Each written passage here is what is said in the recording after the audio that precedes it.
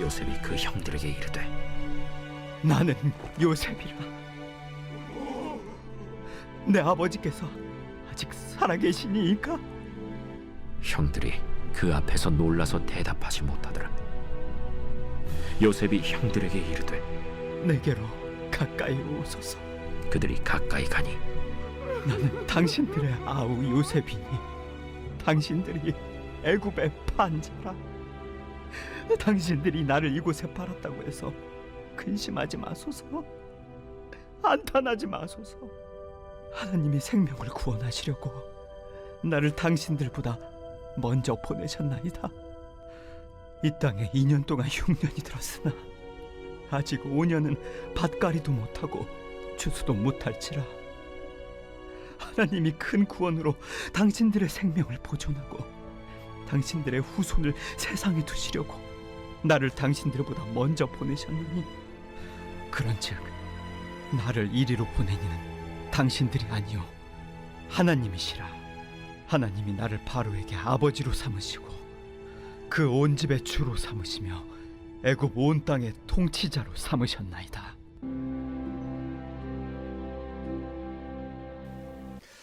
할렐루야. 오늘 또 풍성하신 하나님께서 평안과 은혜로 예배하는 여러분과 함께 하시기를 주의 이름으로 축원을 드립니다. 우리 옆 사람, 앞뒤 사람 돌아보면서 우리 가장 행복한 미소로 함께 인사 나눕니다. 잘 오셨습니다. 사랑합니다. 반갑습니다. 우리가 한 해를 마감하는 12월 달을 우리가 살아가고 있습니다. 우리는 다 연약하기 때문에 한 해를 살아오면서 상처를 받기도 했고 또 다른 사람에게 상처를 입히며 살아오기도 했습니다. 어떤 말 한마디는 그 사람이 깊은 의미를 두고 한 말이 아닌데 그 말 한마디가 내 마음에 상처가 돼서 가슴앓이를 하고 나를 힘들게 하고 고통스럽게 하는 말도 있었습니다. 어떤 사람의 행동 하나가 내게 깊은 상처가 돼서 정말 가시가 돼서 나를 찌르는 그런 경우도 있습니다. 대통령의 행동 하나가 온 국민에게 상처가 됐다고, 너무 아프다고 아우성을 치고 탄핵까지 이르게 되지 않습니까? 그리고 그 상처나 아픔이 가까운 사람들을 통해서 받기가 더 쉽다는 거예요. 그래서 오늘은 자신의 과거를 치유하라, 자기 자신의 상처를 치유하라 제목으로 잠깐 하나님 말씀을 나누려고 합니다. 우리 인간의 뇌 속에는 기억할 수 있는 기억 창고를 가지고 있어서, 이 기억 창고를 가지고 있어서 내가 경험했던 것, 내가 살아왔던 것, 내가 보았던 것이 지워지지 않고 이 뇌 속에 보관되어 있습니다. 그런데 그 보관 창고라고 하는 것이 이상해서 잊어버려야 할 것은 잊지 못하고 잊지 말아야 될 것을 잘 잊어버리고 산다는 것입니다. 누구나 해야 할 일, 책임은 잘 잃어버린데 내가 누려야 될 권리, 내가 찾아야 될 권리는 잘 잊어지지가 않습니다. 그래서 줄 돈은 쉽게 잊어버립니다. 줄 돈은. 받을 돈은 치매가 걸려도 잘 잊어버리지 않는데요. 정말이요, 그건 사실이에요. 잘 잊어버리지 않고 기억을 합니다.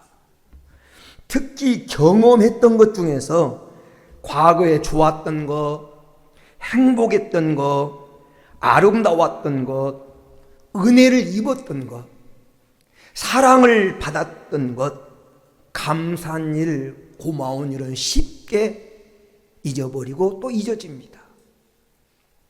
그런데 좋지 못했던 쓴 기억들, 부정적인 경험일수록, 불행한 일일수록, 배신당한 경험, 불이익당한 그런 경험, 학대당하고 무시당했던 그런 경험들은 잘 잊혀지지가 않습니다. 기억 창고에 확실하게 각인이 돼서 두고두고 생각이 나고, 끄떡하면 고개를 들고 일어나서 쓴뿌리가 돼서 나를 괴롭힙니다. 그래서 그 생각하면 증오심이 막 올라오고 배신감에 사로잡히게 되고 막 미운 감정이 쌓이게 되는 경우가 많습니다.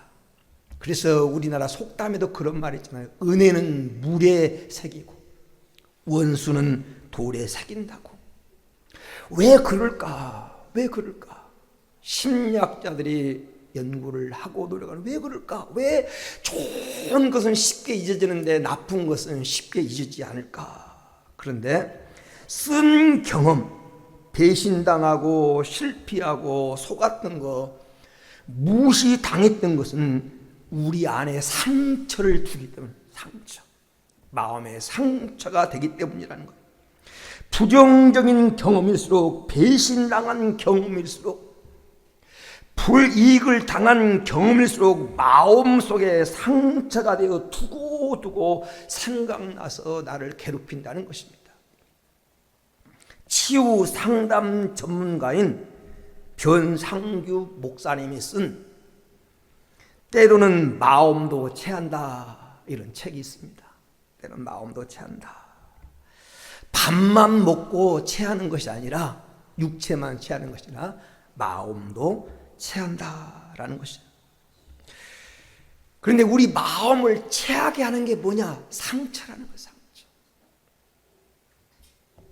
열등감의 상처, 못 배운 상처, 가난한 상처, 뜻을 이루지 못한 상처, 이해받지 못한 상처, 무시당한 상처, 이 상처 밑바탕에, 이 상처 밑바탕에 이 거절당함, 이런 것들이 있어서 그것이 상처가 돼가지고 우리 마음을 체하게 한다는 것입니다. 이 체한 마음을 뚫어주지 않으면 그것이 나중에 화병이 되고 우울증이 되고 심지어는 자살까지 이르게 된다는 것입니다. 특히 어릴 적에 겪었던 이 거절감의 상처, 그것은 우리 마음을 체하는 데 결정적인 역할을 하고 있다는 거죠. 그래서 지금 개인들이 겪고 있는 대부분의 성격 문제가 상처에서 비롯된다는 거예요. 상처에서. 그래서 마음의 상처를, 이 어두운 과거를 치유해야 됩니다. 마음의 그 상처, 어두운 과거를 치유해야 돼요. 상처를 그대로 방치하면 고름이 잡히고 덫이 나고 상처가 더 큰 것과 마찬가지로 우리 마음의 상처도 치유해야 됩니다. 왜냐하면 마음속의 상처를 치유하지 않으면 피해의식을 가지고 있으면서 인간관계를 맺을 때 바르게 맺을 수 없고, 어떤 사물이나 사건을 해석할 때 정상적으로 해석하지 못한다는 겁니다. 또 속이겠지, 또 고통을 주겠지, 이런 고정관념을 가지고 인간관계를 맺기 때문에 정상적으로 인간관계를 맺지 못하고 과거에 붙잡혀 행복한 미래를 추구하지 못한 채 불안과 고통 속에 살아가게 된다는 것입니다. 그것이, 그 상처가 자신에게 쓴 뿌리가 돼서 자신도 괴롭히고 남도 괴롭힙니다. 그것이 자기에게 치명적인 상처가 돼서 먼저 자기 자신을 고통당하게 만들어요. 우리 마음은 묘해서 두 가지를 함께 수용하지 못합니다. 우리 마음 속에 증오의 감정이 들어오고 미움의 감정이 들어오면 평안과 기쁨과 행복은 사라집니다. 내 눈에 흙이 들어가도 못 잊어. 이렇게 원한을 품고 있는 사람이 있어요. 한을 가지고 사는 사람이 있습니다. 그러면 먼저 자신이 괴로워요. 자신이. 어떤 미운 사람이 가슴 한가운데 꽉 자리 잡고 있으면 지금 마음이 채 있는 것 같아. 자신이 괴로워. 기쁨을 기쁨으로 느끼지 못합니다. 중요한 것은 과거를 잊어버리자 쉽게 결심한다고 그게 잘 잊어지는 게 아니라는 거예요. 그게 문제가 있는 겁니다. 아이 그까짓 거 잊어버리지. 큰다고 잊어버리면 쉽게 잊어버리면 얼마나 좋겠습니까? 하나님, 저도 미워하고 싶지 않아요. 하나님, 저도 말씀대로 살고 싶어요. 미워하지 않으려고 안간힘을 쓰는데 잘 안 돼요. 안 돼. 그 상처가 잘 안 나죠. 그래서 싸울 때마다 과거 얘기를 합니다. 다시는 그 얘기를 하지 말자. 그런데 문제가 생기면 그 과거가 또 떠올라가지고 또 상대방의 상처를 건드리고 그래서 부부 사이도 싸움이 커지는 거예요. 쉽게 잊어지지 않습니다. 쉽게 잊어진다면요, 그 사람은 다 성화된 사람이에요. 성화된 사람, 예수님을 닮아간 사람이에요. 그래서 잊어버리지 않으려고 어떤 사람은 술독에 빠지기도 합니다. 괴로우니까, 안 잊혀지니까. 그 상처나 아픔을 잊어버리는 길은요, 그 상처를 치유받는 거예요. 치유받아야. 그래야 그 아픔과 상처가 잊어지는 것입니다. 내 안에서 치유받기 전에는 평생 갑니다. 평생. 그냥 뚜껑만 닫아놓을 뿐이지 근본적인 해결책은 아니에요. 어찌됐건 아픈 과거를 치유해야 됩니다. 생각하기도 싫은 과거를 우리는 치유하고 상처를 다 치유받아야 되고, 여러분, 이 12월 달에 가기 전에 지금까지 나를 괴롭혔던 과거의 아픈 상처들, 그리고 배신감들, 그리고 거절당했던 그 괴로운 일들, 지금 여러분 마음을 막 납덩어리처럼 무겁게 억누르고 있는 그 모든 문제를 깨끗하게 치유받고 우리 복되게 2025년도를 맞이하는 성도가 되기를 주의 이름으로 축원을 드립니다. 그러면 그 방법이 무엇일까? 방법이 어떻게 해야 그 아픈 과거 쓰라린 상처를 치유받을 수 있을까?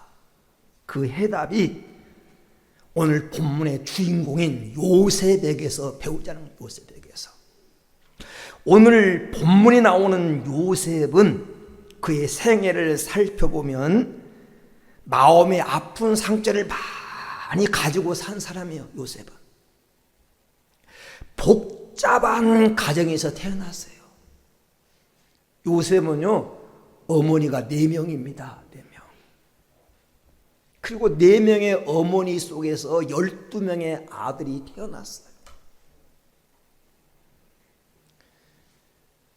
그 친어머니는 자기 동생을 낳다가 일찍 죽었습니다. 이복 형들의 밑에서 요셉이 성장했어요. 그 아버지가 그 모습이 너무 안타까워서 요셉을 편애했어요. 아버지를 사랑했어요. 요셉이 사랑했어요. 근데 그것이 요셉을 더욱 미움받게 만든 겁니다. 이복 형들이 요셉을 미워합니다. 17살 때 한참 꿈 많은 청소년 시기에 요셉은 인신매매를 당합니다. 성경에 최초로 나온 인신매매 사건. 누가 저질렀느냐? 형들이. 형들에 의해서 요셉이 인신매매를 당합니다.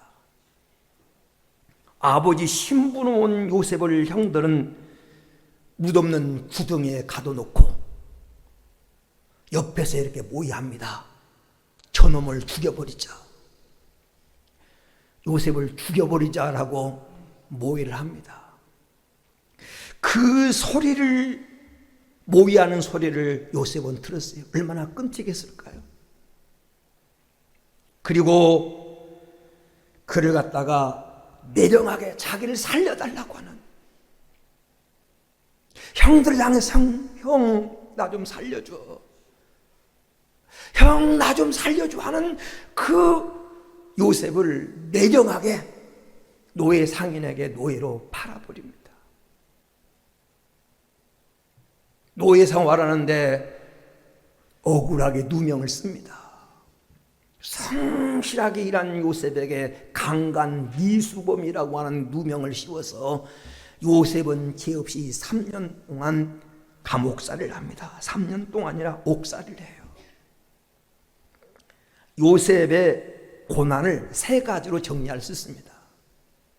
요셉이 당한 첫 번째 고난은 억울한 고난, 억울한 고난.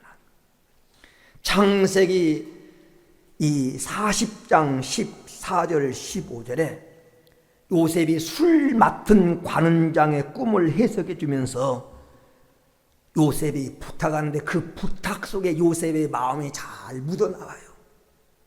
당신들이 잘 되거든 나를 좀 생각해달라, 나에게 은혜를 베풀어달라, 나는 히브리 땅에서 끌려온 자요 여기서도 옥에 갇힐 일을 하지 않았다. 억울하게 끌려온 자라는 겁니다. 억울하게. 그리고 누명을 쓴 자라는 거예요. 신의를 지키다가, 신앙을 지키다가 누명을 쓴 자라는 겁니다. 여러분, 세상에서 가장 견디기 어려운 것은 억울하게 당한 고난입니다. 억울하게 당한. 마땅히 잘못해서 당한 고난도 참아내기 어려운데 애매한 고난, 억울한 고난은 참기가 힘듭니다. 그래서요, 억울한 일을 당할 때 한강에 뛰어들기도 하고 차밖에 들어가기도 하는 거예요. 왜? 자신의 결백을 증명할 길이 없으니까. 억울한 고난은 정말 사람을 힘들게 합니다. 두 번째, 요셉이 당한 고난은 가중되는 고난에 가중되는, 37장에서 시작된 요셉의 생애 얘기가 오늘 본 말씀까지 쭉 읽어본 고난이 점점 가중이 됩니다. 어머니를 잃은 슬픔, 이복 형들에게 미움을 받고 인신매매를 당하고 누명을 쓰고 또 감옥에서도 배신을 당하고, 요셉의 고난은 산 넘어 산, 강 건너 강, 평지는 보이지 않고 골짜기를 헤맨 것 같던, 마치 돌뿌리에 걸려 넘어진 뒤에 담벼락에 무너진 격으로 갈수록 태산이었어요. 그 요셉의 고난입니다. 가중되는 고난은 사람을 지치게 만듭니다. 어떤 사람이 속아서 빚을 졌는데 그 빚이 점점 늘어서 그 빚을 갚다 보니까 해결할 때 카드를 쓰고 이 카드 저 카드를 쓰다 보니까 점점 빚이 늘어서 파산 지경에 이르게 되고, 경제적으로 어려움을 당한가 싶더니 가정에 불화가 생깁니다. 왜 너무 힘들고 하다 보니까, 서로 원망하다 보니까 가정에 불화가 생기고, 가정에 불화가 생기고 그것으로 마음 아픈 것으로 끝난가 싶더니 마음이 너무 아프고 속상하다 보니까 병원에 가보니까 몸마저 병이 들어서 참 육체도 무너지는, 이게 가중되는 고난이에요. 욥기서에 보면 욥이 당한 고난이 그런 거거든요. 고난이 막 연이어와요. 연이어서. 그때 욥이 욥기서 3장 11절에 이렇게 말합니다. 내가 어찌하여 태어났던고. 어머니가 나를 죽을 때 태에서 죽어서 나왔으면 좋을 뻔했는데 내가 왜 태어났는가. 너무 힘드니까, 막 고난이 막 가중되니까. 여러분, 그런 고백을 합니다. 지금 요셉이 당한 고난이 그런 고난이에요. 세 번째, 요셉의 고난은 끝이 안 보이는 고난. 끝이 안 보이는, 해결의 실마리가 보이지 않고 문제가 풀리지 않을 것 같은 그런 생각이 들면 사람은요, 삶의 의욕을 잃습니다. 고난을 당해도 곧 고난이 끝나겠지, 언젠가 핏들 날이 오겠지, 이런 생각이 들면 고난을 이길 수 있는데, 그 고난이 해결의 실마리가 안 보여. 동서남북을 바라봐도 길이 안 보여. 그러면 삶이 참 망망해지고 너무너무 힘든 겁니다. 지금 요셉이 그런 고난인데, 그런데 이 고난의 원인이 형들이다. 형들 때문에 인생이 이렇게 꼬이게 됐다. 이렇게 생각하면 너무나 분하고 억울하고 야속하고 아마 미울 것입니다. 23년의 세월이 흐릅니다. 요셉의 아버지 야곱도 요셉이 죽은 줄로 알았어요. 형들도 요셉을 팔아넘기고 그 사건을 잊어버렸습니다. 그런데 온 세상이 흉년이 들어서 2년 동안 그 흉년이 계속돼서 나라들마다 양식이 떨어집니다. 이스라엘 땅에도 흉년이 들어서 하나님의 경륜에 하면 아직도 5년이나 그 흉년이 계속 더 간다는 거예요. 그런데 소문을 들으니까 애굽 땅에는 곡식이 있다는 거예요. 애굽 땅에는 양식이 있는데 애굽 땅에서 양식을 판다는 것입니다. 그래서 요셉의 형들이 양식을 구하려고 애굽 땅에 옵니다. 우리가 성경을 통해 잘 안 대로 그때 요셉은 애굽의 총리가 돼서 실제적인 지리자가 돼서 애굽을 통치하고 있을 때입니다. 양식을 사러 온 오늘 본문에 보니까 형들에게 애굽 땅에 양식을 사러 와가지고 총리 앞에 선 형들에게 요셉이 이렇게 말합니다. 내가 당신들이 애굽 땅에 팔았던 요셉입니다. 이 소리를 들은 순간 형들은 충격을 받았어요. 죽은 줄로 알았던, 그래서 잊어버리고 살았던 요셉이 총리가 돼서 지금 자기 앞에 서 있는 겁니다. 형들은 양식은 고사하고 우리는 죽었다. 왜냐하면 지은 죄가 생각나서 막 한탄하고 근심하고 있을 때 요셉이 오늘 창세기 45장 5절에 이렇게 말합니다. 당신들이 나를 이곳에 팔았으므로 근심하지 마소서, 한탄하지 마소서.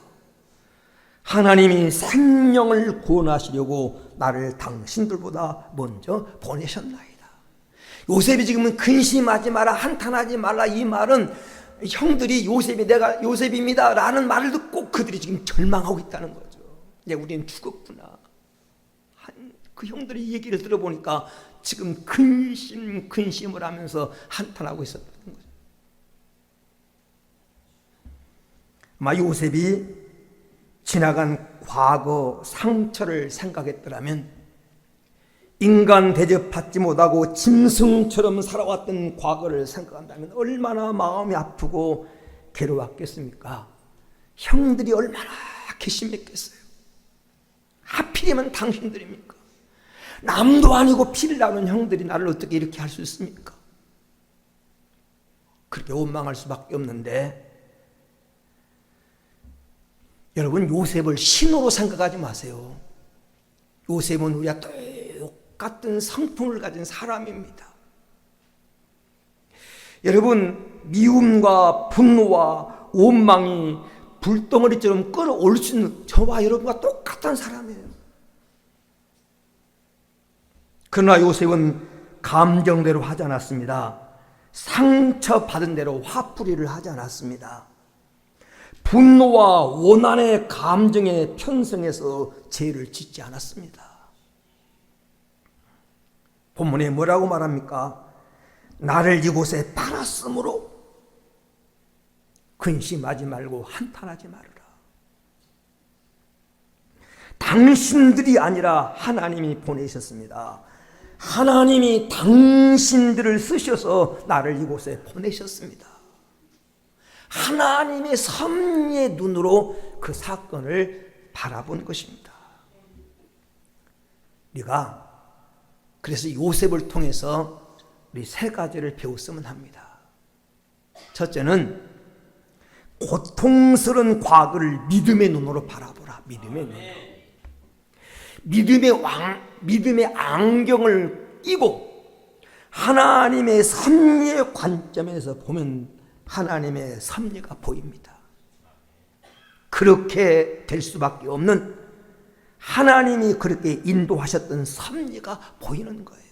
그래서 형들이 아니고 하나님이었구나. 하나님이 형들을 쓰셔서 모양새는 좋지 않지만 하나님이 형들을 통해서 나를 애굽 땅에 먼저 보냈구나. 하나님의 섭리의 눈으로 보니까, 믿음의 눈으로 보니까 하나님의 섭리가 보이는 거예요. 한나가 아이를 낳지 못합니다. 그러니까 남편이 첩을 얻게 되고, 근데 그 첩은 아이를 막 쑥쑥 낳아요. 순풍풍풍 막 낳아. 그런데 자기는 아이를 못 낳는 거예요. 그러니까 너무 괴롭고 속상하니까 하나님 앞에 나가서 기도한 겁니다. 하나님은 아이를 주시면, 아들을 주시면 내가 그걸 하나님 앞에 키우겠습니다. 이런 서원을 해요. 그리고 낳은 아들이 누구예요? 사무엘 선지자. 나중에 믿음의 눈으로 바라보니까 왜 하나님께서 다른 여인들은 아기도 잘하는데 한나의 아이를 낳지 못하겠을까? 아이를 위해서 기도하게 하고 그 아이를 하나님께 드리게 만들고 하나님께서 그 가정을 통해서 나라를 구원할 인물을 보내기 위해서 하나님 그렇게 섭리하신 거예요. 믿음의 눈으로 바라보니까. 만약 한나가 아이를 막 쑥쑥 낳았다면 그 아이를 하나님 앞에 들여서 하나님의 사람으로 키우겠습니까? 어려운 가운데 아이를 낳을 수 없는 상황 가운데 그가 기도, 하나님 만약 아이를 주셔서 내 이 수치를 하나님이 가려주시면 그 아이를 하나님께 드리겠습니다. 그리고 그 믿음대로 하나님은 아들을 주셨고 한나는 그를 하나님 앞에 자라게 하셨고 나중에 사무엘 내신 하나님이 또 삼남 이녀를 주셔서 키우게 하시잖아요. 우리가 에스더서에 보면 에스더라고 하는 여인이 포로민의 딸이에요. 그러니까 유대인 포로민의 딸인데 당시 세계를 지배했던 그 다시 말하면 메데파사의 황후가 됩니다. 황후. 그 나라의 이쁜 아수로 왕의 부인 되는 와스드라고 하는 황후가 있었는데, 왕비가 있었는데 이 왕후가 너무 아름답고 그러다 보니까 교만해져서 왕의 말을 거역한 거예요. 그래서 그 황후가 하루아침에 폐위를 당합니다. 그리고 그 자리에 들어간 게 에스더예요. 에스더. 왜 하나님의 섭리의 눈으로 본, 왜 하나님께서 그 나라의 황후를 피하고 에스더라고 하는 여인을 그 자리에 세웠을까? 나중에 이스라엘이 몰살당할 위기에 처해 있을 때 그의 삼촌 모르드게가 이런 말을 합니다. 하나님이 너를 이 자리에 세운 것은 이때를 이함이 아닌 줄 어찌 알겠느냐. 바로 이때를 위해서 하나님이 너는 왕후가 될 자격이 없고 이미 그 나라에 황후가 있는데 하나님이 그를 패버리고 너를 그 자리에 세운 것 이때를 위해서. 이때 하나님 백성을 살리라고 구원하려고 이때를 위해서 하나님이 너를 그 자리에 세운 거다. 섭리의 눈으로 바라보니까 이 사실을 깨달은 에스더는 죽으면 죽으리라고 3일 동안 금식하고 왕 앞에 나갔다가 잃어버렸던 사랑도 회복하고 민족도 살리는 역사를 이루지 않습니까? 하나님의 섭리의 눈으로 바라봐야 문제가 풀려요. 여러분, 정말 인생을 살아오면서 아픈 상처가 있습니까? 고통스러운 배신당한 아픔이 있고 쓰라린 정말 고통스러운 일이 있으니까 왜 그 상처를 줬을까요? 그 가슴에 끌안고 미워하다가 인생 끝나라고 주셨을까요? 원수를 사랑하라고 하는 말이 있는데 원수가 생기기 전까지는 원수를 사랑한다는 게 뭔가를 몰라요. 눈물 젖은 빵을 먹어본 사람만 인생의 참맛을 배고픔의 서러움이 뭔가를 3일 굶고 담 넘지 않을 사람이 없다고 하는 말의 의미를 아는 거예요. 배고픔을 겪어본 사람만이. 그 아픔과 그 상처와 그 괴로움을 주셨다면 그를 통해서 치유받고 더 아프고 괴로운 사람을 위로하고 하나님께서는 그들을 도우라고 주신 것이 아니겠습니까? 요셉이 하나님의 섭리의 눈으로 믿음의 눈으로 고통스러운 자기 과거를 바라보니까 하나님의 섭리가 보였고 그래서 형들을 용서할 수 있게 된 겁니다. 여러분도 지난 한 해 살아오면서 상처 입혔던 사람들이 기억납니까? 정말 미운 사람이 생각납니까? 왜 하나님이 그 사건을 만나게 하셨을까를 믿음의 눈으로 바라보시고 하나님의 섭리를 이루어가는 복된 성도들이 되어지기를 주의 이름으로 축원을 드립니다. 두 번째, 어떻게 우리 아픈 상처를 싸매고 해결할까요? 용서로 풀어야 됩니다. 용서로 풀어야 돼요. 이게 치유의 약입니다. 용서로 풀어야 돼요. 김윤이라고 하는 이름을 가진 권사님이 계셔요. 환갑이 넘으신 권사님인데 이분의 신앙은 참 열심히고 봉사도 많이 하신 분인데 두 가지 문제 때문에 항상 괴로워요. 신앙생활하면서 이 두 가지 문제 해결 안 돼서 하나는 80이 넘으신 그의 어머니 친정 어머니가 계신데 친정 어머니와의 관계가 평생 좋지 않았어요. 믿음 좋은데 성경에 분명히 부모를 공경하라고 했고 부모를 대접하라고 하는데 그 어머니를 공경할 수 없고 어머니와 관계가 좋지 않은 거예요. 다른 하나는 옷에 대한 사치가 너무 심했어요. 하나님께서 경제적인 축복을 주셨기 때문에 물질적인 어려움은 없어서 주님을 물질로 섬기고 싶은 마음이 있는데 예쁜 옷만 보면 사지 않고는 견딜 수 없는 충동이 자꾸 생기는 거예요. 옷을 구하는 데 드는 돈이 어마어마할 정도로 많았습니다. 옷장이 감당할 수 없어가지고 방안을 옷방으로 만들고 교회에서 바자할 때마다 내놓고 입지 않는 옷이 수두룩하고 이웃의 사람들의 옷을 나누는데 계속 감당할 수 없는 옷을 보기만 하면 예쁜 옷만 보면 사고 싶은데 가격 따지지 않고 막 충동이 막 생기는 거예요. 옷에 대한 많은 돈을 낭비하다 보니까 죄책감이 든 겁니다. 아무리 그만 사야지. 백화점에 절대 가지 말아야지. 옷가게만 보면 머리를 돌려야지. 그런데 안 되는 거예요. 보면 충동이 막 생기는데 속수무책인 거예요. 너무너무 괴로운 거예요. 그래서 그 문제를 가지고 하나님께 기도합니다. 하나님 분명히 부모를 공경을 하고 있는데 내가 하나님 말씀을 아는데 왜 하나님 어머니를 내가 공경할 수 없고 어머니의 관계가 좋지 못합니까? 그분이 사시면 얼마나 사시겠습니까? 그 문제를 가지고 괴로워하는데 환상 중에 자기가 태어날 때의 모습이 보이는 거예요. 환상 중에 그의 어머니가 종갓집에 시집을 갔는데 이미 3명의 딸을 낳았고 아들을 못 낳은 거예요. 근데 네 번째 낳고 보니까 그게 또 딸이야. 그러니까 어머니가 너무너무 속상해서 나도 죽고 너도 죽자. 그러면서 애기 젖도 안 물리고 자기도 미역도 안 마시고 너무 속상해 있는 거예요. 그 모습이 보이는 거예요. 태어나자마자 여자로 태어났다는 것 때문에 어머니 앞에 거절을 당한 거예요. 차라리 죽어버리자. 눈에 보이지 않았지만 그 태어나자마자 거절당한 그 거절에 당한 아픔이 그의 마음속에 잠재되어 있어서 아무리 어머니하고 관계를 잘하고도 그 관계가 안 되는 거예요. 그래서 정말 그 문제를 가지고 하나님 앞에 정말 어머니를 용서한 기도를 했어요. 내가 그때 나를 거절한 딸이라고 나를 거절하고 젖도 안 물린 어머니를 내가 용서합니다.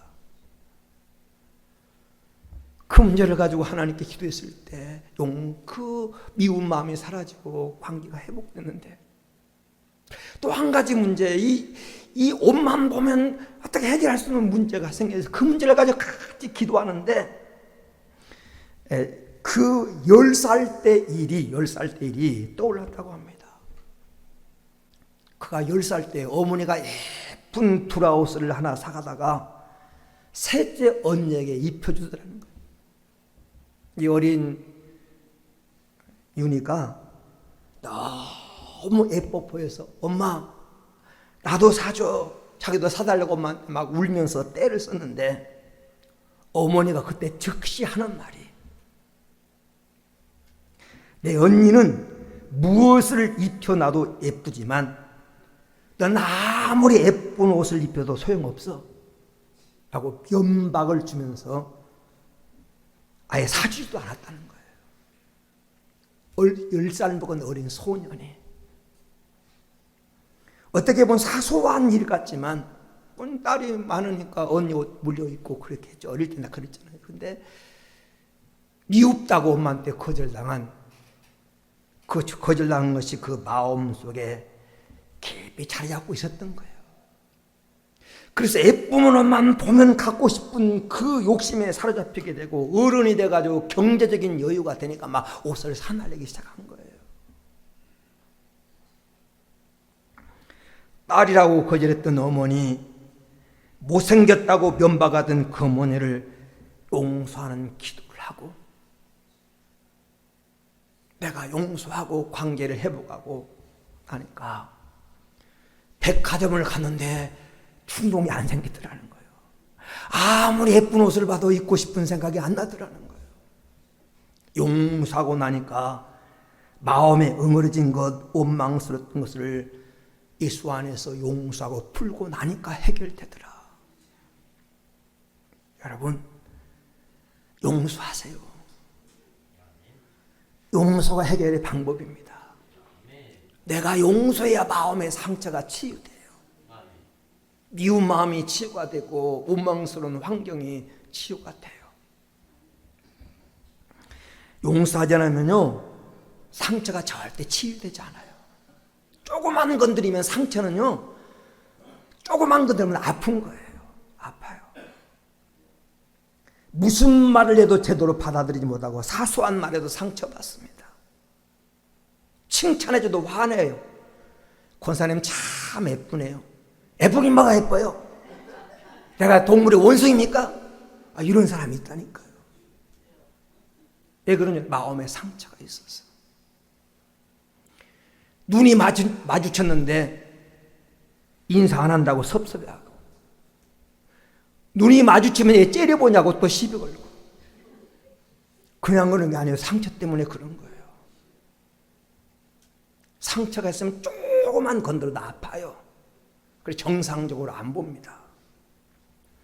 용서하지 않으면 과거에 묶여요. 그래서 애로워요. 자꾸 자기를 자꾸 이렇게 담을 쌓고 그 속에 자기가 갇혀서 애로워요. 여러분, 용서하지 않으면요, 미운 사람 닮아요. 내가 정말 미운데 싫은데 그 사람 자꾸 닮아가요. 왜냐하면 생각하니까. 사람은 두 종류의 사람을 닮아요. 사랑하는 사람을 닮습니다. 자꾸 자꾸 생각하다 보니까 닮아요. 미운 사람도요, 정말 미운 사람 생각하다 보면 그 사람 닮아요. 어릴 때 아버지가 막 어머니 때리는 거 보면서 자란 애들은요, 나는 안 그래야 되지, 나는 안 그럴 거야, 그런 결심합니다. 믿음 안에서 치유받지 않으면요, 나중에 자기도 똑같은 행동을 반복해요. 군대에서도요, 선임병한 때문에 계속 맞고 자란 이 군이 나중에 후임병 들어오면 또 후임병 괴롭혀요. 그런 것들이 상처가 싸매지지 않으면 그게 반복된다니까요. 용서하지 않으면 용서받지 못합니다. 용서하지 않으면 용서받지 못해요. 마태복음 6장 14절 15절 말씀에 너희가 사람의 잘못을 용서하면 하늘 계신 너희 아버지께 너희 잘못을 용서하시리라. 그러나 용서하지 않으면 용서받지 못한다는 겁니다. 용서는 한 번 했다고 끝나는 게 아니에요. 과정이에요. 용서하고 또 용서하고 또 용서하십시오. 용서로 여러분 그 세일을 요셉이 용서하지 않고 어떤 요셉이 성공했으니까 용서했지 요셉이 삶이 어려웠으면 용서했을까요? 그렇게 말하는 사람이 아니에요. 마음의 상처가 치유되지 않는 사람은요, 성공하면 그 지혜를 이용해서 더 괴롭혀요.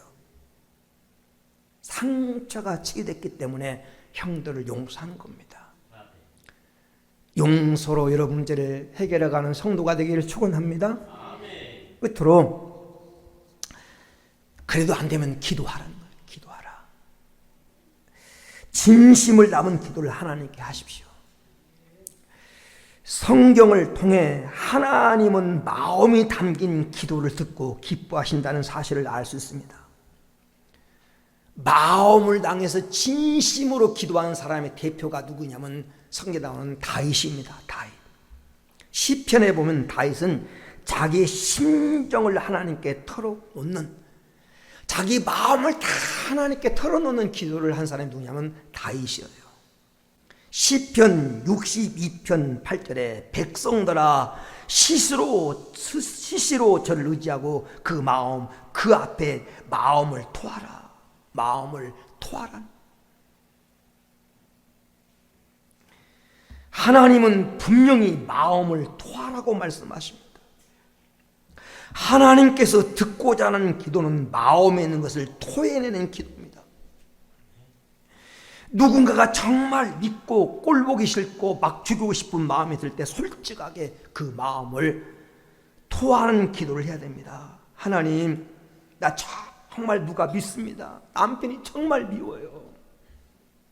꼴도 보기 싫어요. 성도가 그런 기도해도 되나? 그런 생각 들죠?